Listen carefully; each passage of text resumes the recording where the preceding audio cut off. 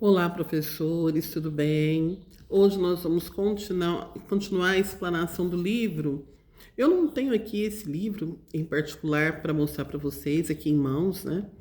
Que eu li enquanto PDF, mas é o Diversidade na Sala de Aula, da professora doutora Elvira Souza Lima, uma grande especialista em desenvolvimento humano que transita por várias áreas, principalmente a neurociência, para entender esse desenvolvimento humano. E ela falava um pouco das pessoas que têm impedimentos para aprender, né? O livro é de 2011, hoje nós traduzimos aí como as pessoas com transtornos, deficiências na parte intelectual, que acabam tendo impedimentos, mas não impedimentos severos, né? Ele não vai aprender como nós estabelecemos num padrão que julgamos normal, mas ele vai ter a sua condição e poderá atingir bons índices de aprendizagem se estimulado da maneira adequada. Isso não é fala da Elvira, mas de outros autores aí que lemos, que comungamos das ideias. Então, isso foi a fala passada, quando ela conceitua esses impedimentos e fala das pessoas com deficiência, transtornos, distúrbios como seres de cultura e seres de emoções. Mesmo que a emoção não seja a emoção que nós esperamos naquele momento.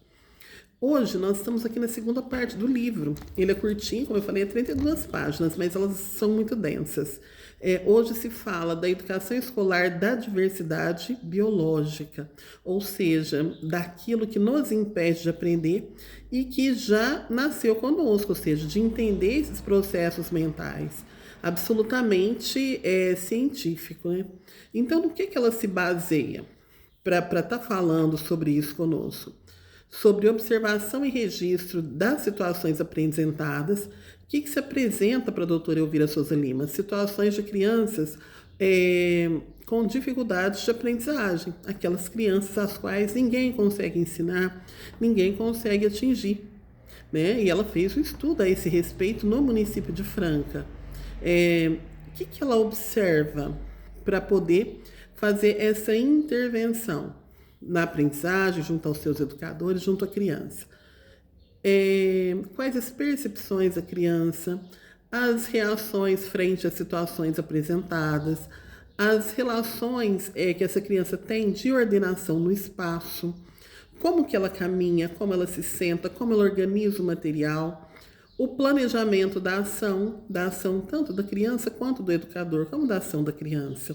Ela vem para a escola, ela tem um material, ela tem as tarefas que a professor apresenta diante dela, como que ela se locomove, como ela se organiza, ela põe o caderno na mesa, ela deixa esse caderno cair, ela fica brincando, ela fica se mexendo, como ela está dentro desse espaço, se há repetição de movimentos, né? Porque isso vai dar indícios aí de alguma coisa assim, né? Não pensando somente pelo lado dos transtornos, dos distúrbios, das deficiências, mas disso também, mas assim, de algo que vá no íntimo dessa criança. Só que aqui nós estamos tratando das questões biológicas.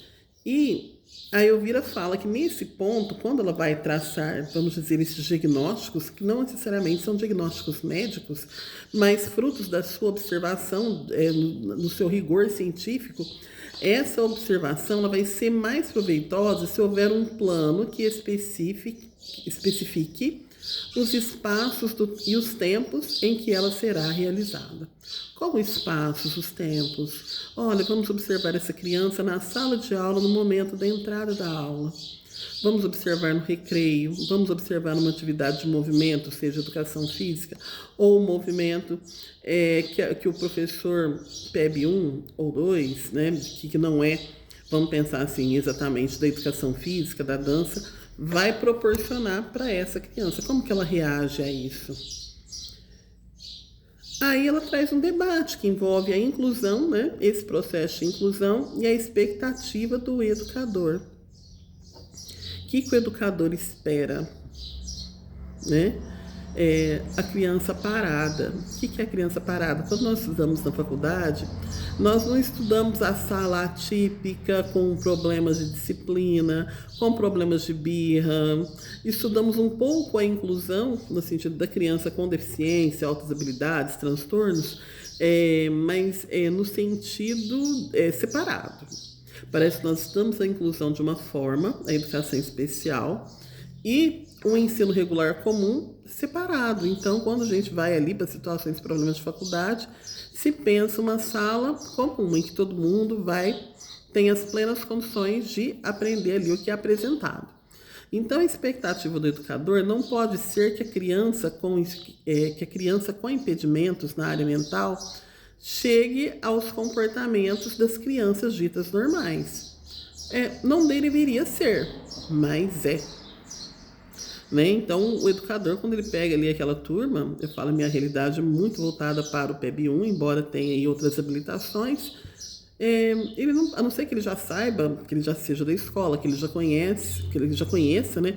Ele não fala, não, na minha sala vai ter 2 deficientes físicos, 1 com síndrome de Down, 3 com TDAH e 20 sem nada. Não, ele pensa, minha turma vai ter 30 sem nada. Aí depois vem a surpresa de que tem esse quadro tão diverso. E aí a Bíblia nos fala que o trabalho do educador, né, depois que ele cai na real, que ele vê que não é do jeito que ele pensa, mas é do jeito que as coisas são, e é difícil, não é? Eu falo até assim, várias situações de vida, na condição de mãe, de esposa, de namorada, colocando papéis que desempenhamos, todo mundo espera que seja o ideal, né? Não somente na escola, mas não é. Então, depois que ele descobre que não é, o trabalho do educador vai no sentido de apoiar essa criança para que ela desenvolva formas de ação que envolvam campos comuns de significação com outras crianças. O que é isso? É o trabalho adaptado da educação especial. Ou seja, vai desenvolver formas de ação que envolvam campos comuns. O que diz educação especial? O aluno tem direito ao mesmo conteúdo, só que adaptado. Então, isso, o campo comum é o mesmo conteúdo, né? Então, conteúdos comuns de significação com outras crianças. Porém, as atividades vão ser da maneira que aquela criança pode realizar. Mas ele tem direito àquele conteúdo, àquelas habilidades propostas. E para que isso aconteça, como vai ser o planejamento do professor? Que o professor precisa pensar? Ele pode simplesmente, peguei uma atividade do meu colega e vou aplicar na minha turma. Misericórdia. Porque as turmas são muito diversas, elas têm potencialidades diversas e principalmente esses impedimentos são diferentes em cada turma. Então o professor precisa pensar no tempo de uma atividade, em como ele vai organizar o espaço da sala de aula ou um espaço externo, ou um espaço que é externo à escola. Por exemplo, vamos levar as crianças ao cinema. No exercício da função simbólica, ou seja, a questão do faz de conta, de fomentar a imaginação da criança ou do jovem, ele tem que ter atividades que deem suportes para a memória. Como assim? O aluno vai memorizar? Por muito tempo a memória ela foi desprezada, mas quando eu chego na aula e faço a contextualização da aula passada, lembra que eu cheguei no começo desse vídeo e falei, olha, no outro vídeo nós falamos dos impedimentos mentais, eu estou fazendo a retomada. Então eu estou trabalhando com a memória ali da minha turma. Eu estou fazendo com que eles tragam o que já foi no tempo, olha, para o tempo de hoje. E a partir daí nós vamos criar uma nova atividade que tem que ter uma conexão com a anterior. Não necessariamente uma continuidade linear, mas elas têm que ter ali uma contextualização. Momentos em que o aluno possa exercer a sua vontade dentro dos combinados, dentro da disciplina da turma. E precisa pensar uma coisa que nós nunca temos em mente: a diversidade dos materiais, né? Não pode ser sempre do mesmo jeito, tem que ter a exploração, porque os alunos aprendem de maneiras diferentes, alguns ouvindo, alguns vendo, outros manipulando, alguns aprendem falando, repetindo aquilo que o professor propôs, né? Ouvindo a si próprio. Então precisa haver uma mobilização de sentidos. E aqui ela cita quais sentidos precisam ser mobilizados no meu plano de aula: a audição, a visão e o tato. Se esquece muito do tato. Né? Lembra que eu falei que a criança precisa também manipular? A criança que tem inteligência material, ela precisa tocar, ela precisa sentir. Em resumo, tem que ter uma diversidade de formas de ação, porque tem uma diversidade de crianças, de pessoas que estão ali para aprender, e nem todas aprendem da mesma maneira. É necessário que as crianças interajam umas com as outras, ou seja, eu não posso adaptar uma atividade e deixar a pessoa ali alheia a tudo que está acontecendo, fazendo a atividade adaptada dela separada. Precisa de utilização de produtos da cultura. Vamos lembrar lá na alfabetização, tanto que se pede o uso das parlendas, né, que são as palavras cantadas, vamos dizer assim, versinhos cantados: meio-dia, macaca Sofia, panela no fogo, barriga vazia. Isso faz parte de uma cultura e deve ser trazido para os processos de aprendizagem.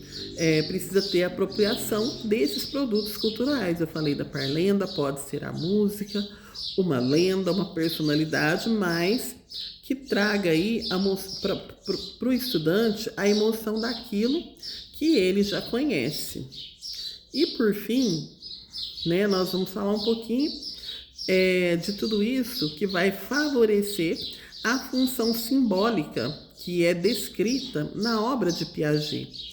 Então, o que seria isso? Eu sei tudo isso. Eu falei da imaginação, dos produtos de cultura, dos sentidos. Tudo isso vai favorecer essa função simbólica, que é o que permite que a criança represente os objetos ou acontecimentos fora do seu contexto de percepção atual. Quando a pessoa consegue imaginar aquilo que não está aqui, que não precisa mais do concreto, só que para eu imaginar aquilo que não está mais no concreto, eu preciso ter vivido a experiência concreta, porque senão aquilo não tem representação nenhuma na minha mente. Olha aqui, aquilo que está fora de percepção, fora do seu campo de percepção atual, por meio dos símbolos, ou seja,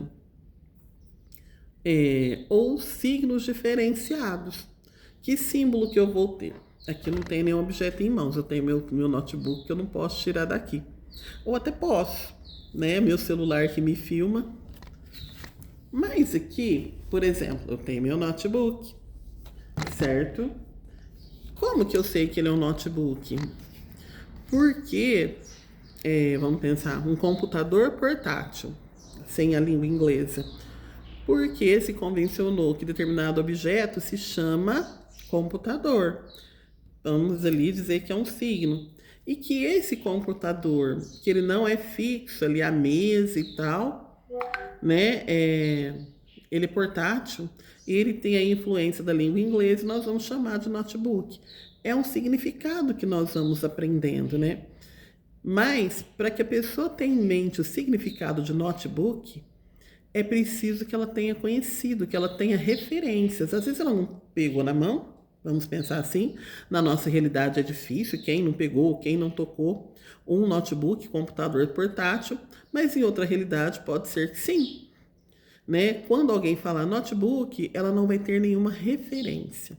Então é isso, quando eu favoreço a função simbólica, eu estou querendo que a pessoa lembre-se de coisas, mas para isso ela precisa conhecer. Do mesmo jeito que eu brinco assim, olha, um objeto que eu nunca tive, não estou nem lembrando o nome, é um aparelho de som, home theater. Eu imagino que seja um home theater. Eu acho que eu já vi na casa das pessoas, mas como era algo que eu não almejei, que eu não tive, e ninguém parou para me explicar, Ruth, isso aqui é um home theater. Eu não sei necessariamente o que é, né? Eu sei que é algo ligado a som, imagem, projeção e tal, mas falar assim, eu nunca tive, não quero ter, já está ultrapassado, tenho outros equipamentos, mas eu tenho uma referência. Mas para alguém que nunca viu na casa de ninguém, nenhum local, vai ficar, vamos dizer, no vácuo, né? ou seja, afastados no tempo e no espaço. Então, isso é a questão dessa diversidade, de trazer essa função simbólica não só para a criança que tem entendimentos, mas para todas, né? E pensar um pouquinho essa questão do educador, o que ele espera da criança que tem esses impedimentos. Já falo que nós não tratamos com essa denominação, mas na metodologia de ouvir a Souza Lima, ela aparece como impedimentos de aprendizagem, né? E como que esse educador planeja as suas aulas, os seus projetos a partir do grupo que ele tem, diverso e cheio do que ela chama de impedimentos para a aprendizagem, que nós sabemos que não impedem, mas mudam a rota do nosso planejamento de aprendizagem.